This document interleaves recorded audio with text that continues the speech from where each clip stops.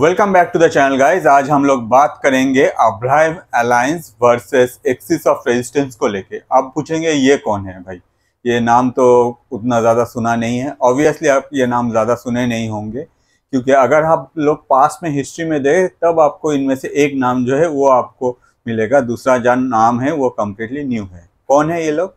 Presently हम लोग सुन रहे हैं कि भाई जो कंट्री हाईलाइटेड हो रहा है वो है इजराइल, ईरान। इस तरह का जो नाम है वो लोग हम लोग बहुत ज़्यादा सुन रहे हैं। इन लोगों के बीच में जो वार का पॉसिबिलिटीज़ है वो भी हम लोग देख रहे हैं डिफरेंट टाइप ऑफ न्यूज़ में।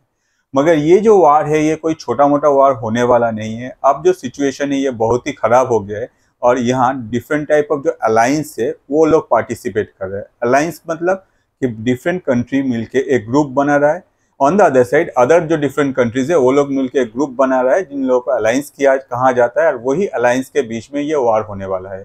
तो हम लोग देखें जब से ईरान में हमास के जो चीफ उनको डेथ हुआ है उसके बाद से ही जो पूरा मिडल ईस्ट है यहाँ टेंशंस काफ़ी ग्रो किया है।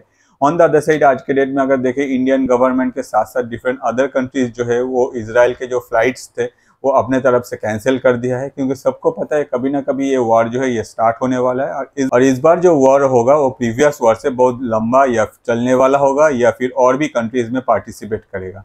तो ये जो वार होने वाला है इसमें मेनली जो सबसे हाईलाइटेड कंट्री जो दो है वो उसमें से एक है इजराइल और दूसरा है ईरान। क्योंकि ईरान का प्रेसिडेंट का जब ओथ टेकिंग सेरेमनी चल रहा था जब ईरान को इनवाइट किया था हमास चीफ को, उसको वहाँ असैसिनेट किया गया इजराइल के द्वारा, जिसके वजह से ईरान इसको छोड़ने वाला नहीं है। On the other side Hamas के साथ जो इजराइल का इशू था गाजा को लेकर वो अभी भी चल रहा है। और डिफरेंट कंट्रीज को अगर देखें डिफरेंट टाइम में इजराइल लास्ट कुछ ही मंथों के अंदर इजराइल ऑलरेडी 5 कंट्रीज को अटैक किया है, जिसके वजह से इजराइल के अगेंस्ट में बहुत कोई खड़ा है। ऑन द अदर साइड अगर हम लोग देखें इजराइल के सपोर्ट में भी बहुत सारे कंट्रीज है, जिसमें मेनली जो वेस्टर्न कंट्रीज है इंक्लूडिंग यूएस वो खड़ा है। और इसके वजह से हो सकता है कि कभी ही वो ये वार जो है ये स्टार्ट हो सके। अगर हम लोग यूएस में जो वार स्पेशलिस्ट बैठे हैं उन लोगों का बात सुने तो उन लोगों का हिसाब से ये जो वार है मतलब ईरान जो है वो आगे जाकर इजराइल को जब अटैक करेगा वो होपफुली है आने वाला मंडे, मतलब आज ही वो लोग अटैक कर सकता है। ऑन द अदर साइड कभी भी आपको ये न्यूज़ अपडेट हो सकता है कि भाई ईरान जो है वो इजराइल पे अटैक किया है और इजराइल भी अपने तरफ से रेडी है। मगर अकेले अगर इजराइल इस वार में जाएगा तो हो सकता है कि इजराइल को भारी पड़ जाए, क्योंकि इतना सारा कंट्रीज है। एक तो ईरान के साथ इजराइल का पंगा है, दूसरा अगर देखें तुर्की जो है वो ऑब्वियसली इजराइल के अगेंस्ट में है, वो लोग भी हमास को सपोर्ट करता है। और पैलेस्टाइन तो पहले से ही था इजराइल के अगेंस्ट में, तो डिफरेंट कंट्रीज। तो इसलिए इजराइल ने क्या किया, इजराइल को पता था कि अगर मैं अकेला लड़ूंगा तो हो सकता है कि ये जो वार है ये मुझे भारी पड़े, तो इजराइल जो अपने दोस्त है उन लोगों को भी बुला लिया। अब उन दोस्त में सबसे बड़ा जो दोस्त है वो है आपका यूएस, और यही यूएस के साथ मिलके इजराइल ने एक अलायंस बनाया है जिसमें डिफरेंट वेस्टर्न कंट्रीज भी इंक्लूडेड है, जैसे कि आप यूके को भी ले लीजिए। तो इस अलायंस को कहा जा रहा है अब्राहम अलायंस। अगर हम लोग देखें अब्राहम अलायंस का जो मतलब अभी जो स्टार्ट हुआ है एग्जैक्टली ये बहुत पहले से चला आ रहा था यूएस में, और ये स्टार्ट हुआ था 2020 में जबकि डोनाल्ड ट्रंप यूएस के प्रेसिडेंट थे। तब इसको कहा जाता था कि अब्राहम अकॉर्ड। अभी इसका जो नाम है इसमें थोड़ा सा चेंजेस आए, साथ ही साथ डिफरेंट जो कंट्रीज है इसमें और भी पार्टिसिपेट किया है।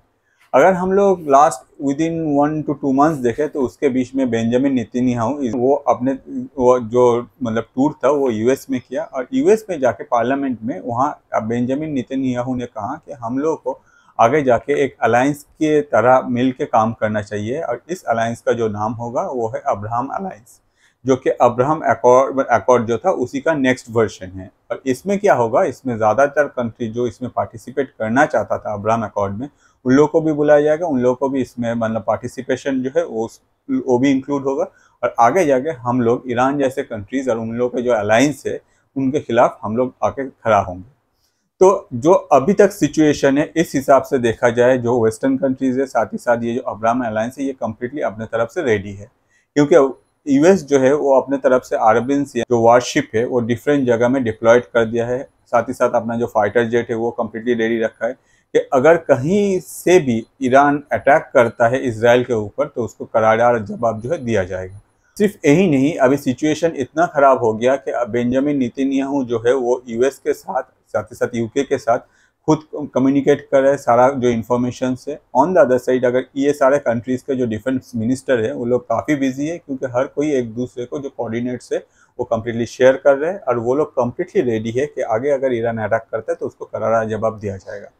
तो ये था एक साइड का कहानी। अब आते हैं हम लोग दूसरा साइड में, जो कि है एक्सिस ऑफ रेजिस्टेंस, जो कि ईरान का अलायंस है, जो बहुत पहले से ही चला आ रहा था। 1979 में जब ईरान में इस्लामिक रेवोल्यूशन हुआ था, तो उस टाइम से ईरान को पता चला था कि भाई हम लोग को अगर सर्वाइव करना है तो हम लोग को एक साथ कम्युनिटी बिल्ड करके हम लोग को एक साथ रहना है, और जो कंट्री हम लोग के दोस्त थे उन लोगों को साथ मिला के हम लोग को एक कम्युनिटी बिल्ड करना पड़ेगा कि आगे जाके अगर हम लोग के ऊपर कोई अटैक आता है या फिर कोई भी हम लोग के कुछ मतलब अटैक करने का कोशिश करता है तो हम लोग सब एक साथ उसके खिलाफ खड़ा होंगे। तो उस टाइम में ही ये अलायंस बिल्ड हुआ था और इसका नाम दिया गया था एक्सिस ऑफ रेजिस्टेंस, जो कि अभी भी सेम है। प्रेजेंटली डिफरेंट अदर जो कंट्रीज है जो कि ईरान को सपोर्ट करते हैं, वो लोग भी इस अलायंस में अपने आप को इंक्लूड कर लिया है, जिसके वजह से ईरान का जो पावर है ये और भी बढ़ गया है। और होपफुली इस बार अगर ये अलायंस के बीच में वॉर आ जाता है, जैसे कि आज एक्सपेक्टेड है कि दोनों कंट्री के बीच में कुछ ना कुछ झड़प हो सकता है, तो ये सारा जो अलायंस है ये लोग कूद पड़ेगा और आगे जाके ये वॉर जो है और भी बड़ा आकार में बढ़ जाएगा। जैसे कि हम लोग अभी तक देख रहे थे कि भाई गाजा में वॉर हो रहा है, वहाँ यूक्रेन में वॉर हो रहा है। यूक्रेन का वॉर तो बहुत पुराना है, वो अभी भी चल रहा है, मगर अगर अलायंस में वॉर होता है तो वो आगे जाके वर्ल्ड वॉर में कन्वर्ट हो सकता है। एक पॉइंट मैंने हिस्ट्री से नोटिस किया कि एक टाइम में विंस्टन चर्चिल जब वर्ल्ड वॉर 2 के टाइम में जो यूके के पीएम थे, वो जिस तरह परफॉर्म कर रहे थे, आज के डेट में बेंजामिन नेतन्याहू भी वही परफॉर्म कर रहे हैं। उस टाइम में विंस्टन चर्चिल कहा था यूएस को कि give us the tool and will finish the job, मतलब आप हम लोग को हथियार जितना चाहे दे सकते हो और हम लोग जो है आपका जो काम है वो कर देंगे। प्रेजेंटली अगर देखा जाए बेंजामिन नेतन्याहू भी एक सेम जगह पे है या फिर एक सेम पोजीशन में है, जिससे बेंजामिन नेतन्याहू सोच रहा है कि भाई इसराइल के खिलाफ जो है हम लोग उसको खत्म करें। On the other side US अगर जो देखा जाए, यूएस को पता है कि उसका दुश्मन कौन है। तो अगर बेंजामिन नेतन्याहू आगे जाके सबसे मतलब ये जो प्रोएक्टिवली अगर लड़ता है तो अच्छी बात है ना। इसमें अगर उन लोगों को कुछ टूल्स चाहिए तो ऑब्वियसली यूएस सपोर्ट करेगा, और वही टूल्स के वजह से कितना सारा कंट्री बर्बाद होगा। या फिर आगे जाके अगर हम लोग देखें, जैसे कि यूएस में इलेक्शन होने वाला है नवंबर में, उस टाइम के बाद ये जो सपोर्ट है यूएस प्रोवाइड करेगा या नहीं करेगा वो भी मैटर करता है। साथ ही साथ अगर नहीं करता है तो उस टाइम में जो अदर अलायंसेस है वो लोग इसराइल को कैसे ट्रीट करेगा। अगर ट्रंप आ जाता है तो मुझे नहीं लगता कि ये जो वॉर है ट्रंप आगे खींचेगा। ऑन द अदर साइड अगर ट्रंप नहीं आता है, डेमोक्रेटिक पार्टी जीत जाता है, तो हो सकता है कि ये वॉर और लंबा खींच सकता है। तो प्रेजेंटली जो कंडीशन है मिडिल ईस्ट में ये काफ़ी ख़राब है। यूएस और यूके बहुत सारे कंट्रीज़ मिलके अपने तरफ से पूरा कम्प्लीटली रेडी है। कभी भी अगर अटैक का कोई भी न्यूज़ आता है इसराइल के ऊपर तो तुरंत वो लोग जो है अपने तरफ से जवाबी जो कार्रवाई है वो किया जाएगा। होपफुली ये वॉर वर्ल्ड वॉर 3 में कन्वर्ट नहीं होगा, मगर प्रेजेंटली जो कंडीशन है, जो सिग्नल मिल रहा है, जैसे मैंने कहा कि आपको बेंजामिन नेतन्याहू का जो भी स्टेप है वो हम लोग देख रहे हैं कि उसमें हम लोग विंस्टन चर्चिल का स्टेप से मैच कर रहे हैं। तो अगर ऐसा ही कुछ चलता रहे, हो सकता है कि आगे ये जो वॉर है ये वर्ल्ड वॉर 3 में भी कन्वर्ट हो सकता है, जो कि दुनिया के लिए एकदम अच्छा नहीं है। तो आप पूछेंगे ये सब तो ठीक है, मगर इंडिया का क्या कंडीशन है। प्रेजेंटली इंडिया ने अपने तरफ से ये सारा जो मूवमेंट हो रहा है इस पर कम्प्लीटली आई बना के बैठा है। इंडिया ने अपने तरफ से कुछ भी अभी अनाउंस नहीं किया है। On the other side India किसको सपोर्ट कर रहा है या फिर नहीं कर रहा है या फिर न्यूट्रल पोजिशन है, इस रिलेटेड भी कोई कुछ भी इंफॉर्मेशन अभी गवर्नमेंट की तरफ से बोला नहीं गया, जो कि एक अच्छी बात है। अगर हम लोग न्यूट्रल रहते या फिर हम लोग किसी को सपोर्ट नहीं करते तो हम लोग के लिए अच्छा होगा। ऑन द अदर साइड अगर हम लोग देखें, एक साइड में यूएस है जो कि इंडिया के साथ कैसे रिलेशन है ये सबको पता है। ऑन द अदर साइड हो सकता है कि रशिया जाके आगे ईरान के साथ मिल के एक्टिवली ये जो वार है इसमें इन्वॉल्व हो जाता है। तो रशिया के साथ इंडिया का जो रिलेशन है ये बहुत ही अच्छा है, बहुत सालों से। तो आगे जाके इंडिया रशिया के अगेंस्ट में भी नहीं जा सकता, यूएस के अगेंस्ट में भी नहीं जा सकता है। तो इंडिया का जो है ये ऑन द अदर साइड अगर इसराइल को देखें, इसराइल के साथ इंडिया का जो रिलेशन है काफ़ी अच्छा है। तो इंडिया क्या करेगा ये आगे जाके पता चलेगा, मगर प्रेजेंटली जो है ये वर्ल्ड जो है एग्जैक्टली वर्ल्ड वॉर के तरफ जा रहा है। हो सकता है कि अगर ईरान अटैक अभी ना करे तो ये जो वॉर है ये कुछ दिन के लिए रुके, मगर आगे जाके अगर कुछ भी एक दूसरा कोई पॉइंट ट्रिगर करता है तो उसमें भी ये जो वॉर है ये फिर से स्टार्ट हो सकता है।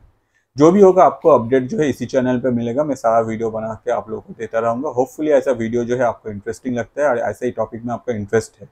अगर आपको ये वीडियो अच्छा लगा तो मैं रिक्वेस्ट करूंगा मेरा YouTube channel that is Atanu Paul ATANU space PAUL को सब्सक्राइब कीजिए।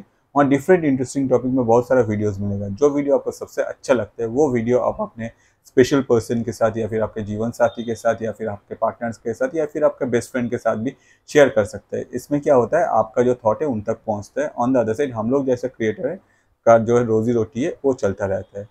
आज के लिए इस वीडियो में इतना ही। नेक्स्ट वीडियो लेके मैं फिर से हाजिर हो जाऊंगा। Thank you.